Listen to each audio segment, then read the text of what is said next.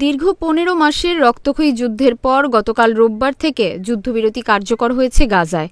এরপর থেকে বাড়ি ফিরতে শুরু করেছেন হাজার হাজার বাস্তুচ্যুত ফিলিস্তিনি, কিন্তু তাদের বেশিরভাগ ঘরবাড়ি ধ্বংসস্তূপে পরিণত হয়েছে।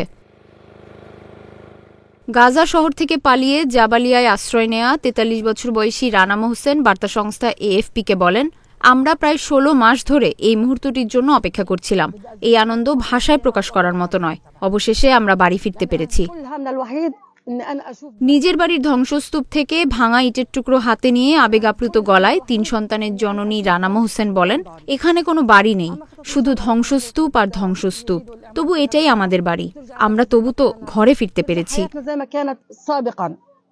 রানা মোহসেনের বাড়ির ছাদটুকু শুধু অবশিষ্ট রয়েছে। তিনি কান্নাজড়িত কণ্ঠে বলেন, ঘরবাড়ি সবকিছু মাটির সাথে মিশে গেছে। এ যেন ভূতের বাড়ি। পুরো শহরটাই তো ভূতের শহরে পরিণত হয়েছে। যুদ্ধবিরতি শুরু হওয়ার পর নিজের শহর রাফাতে ফিরে এসেছেন আহমেদ আল বালাউই।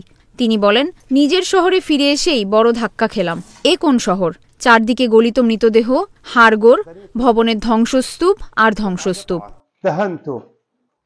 গাজার স্বাস্থ্য মন্ত্রণালয় ফিরে আসা ফিলিস্তিনিদের উদ্দেশ্যে বলেছে, পচা গলা মরদেহ থেকে দূরে থাকুন। কর্তৃপক্ষ মরদেহগুলো সরিয়ে নেবে।